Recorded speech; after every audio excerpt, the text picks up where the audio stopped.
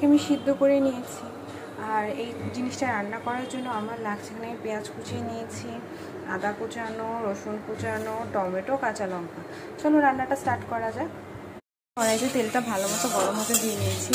তার মধ্যে আমি ফোড়ন দিয়ে দিচ্ছি দুটো তেজপাতা,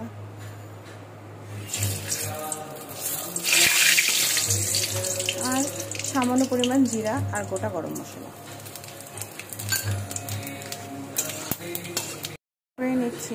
কোচানো রসুন,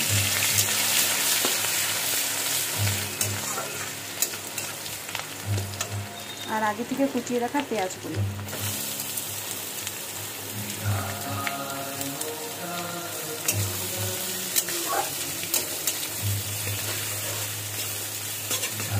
পেঁয়াজ রসুনটা ভালো মতো ভাজা ভাজা হয়ে এসেছে। আমি এর মধ্যে অ্যাড করে দিচ্ছি আগে থেকে কুচিয়ে রাখা রসুন, টমেটো আর কাঁচা লঙ্কা। সরি, রসুনটা আমি আগে অ্যাড করে দিচ্ছিলাম, আগে থেকে কুচিয়ে রাখা আদা বাটা।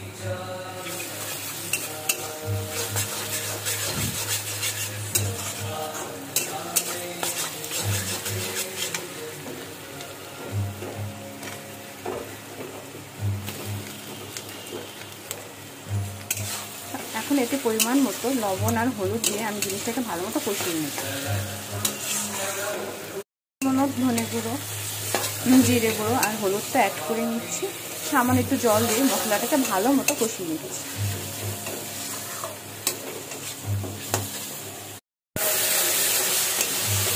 মশলাটা আমার ভালো মতো কষানো হয়ে গেছে। এখানে আমি আগের থেকে করে রাখা যে মটর আর রাজমাগুলো সিদ্ধ করে গেছিলাম সেটা অ্যাড করে দিচ্ছি।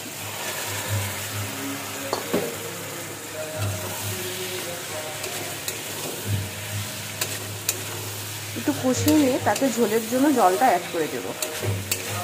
তো এরকম ভাজা ভাজা চাইলেও খেতে পারো। কষিয়ে নিবে, তার মধ্যে একটু গরম মশলা আর ধনেপাতা অ্যাড করে নামিয়ে নিবে। যেহেতু এটা ভাত আর রুটির সাথে খাওয়া হবে, তাই আমি এর জন্য এর মধ্যে একটু জল অ্যাড করে ঝোল করে নেব।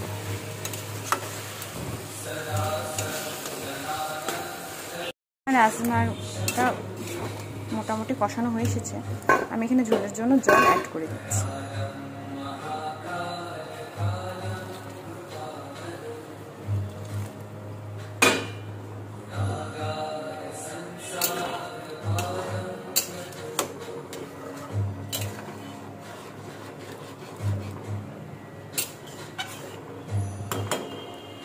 এদিকে আমি আরেকটা কড়াইতে অল্প একটু তেল দিয়ে তাতে একটু পেঁয়াজ রসুন ভেজে এটাতে অ্যাড করে দেব। এসেছে, আর আমি আগের থেকে একটুখানি গরম মশলা বেটে রেখেছিলাম, সেটা এখন এটার মধ্যে অ্যাড করে দিচ্ছি।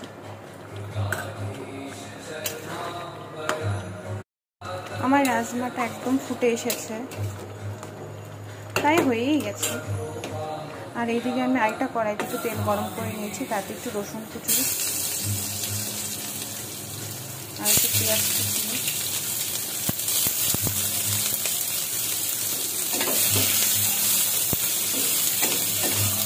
ভালো করে ভেজে নিয়ে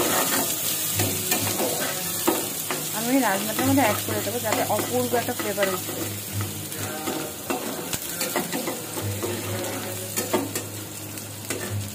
এসেছে, আমি এটাকে তড়কা হিসেবে এটাতে অ্যাড করে দিচ্ছি।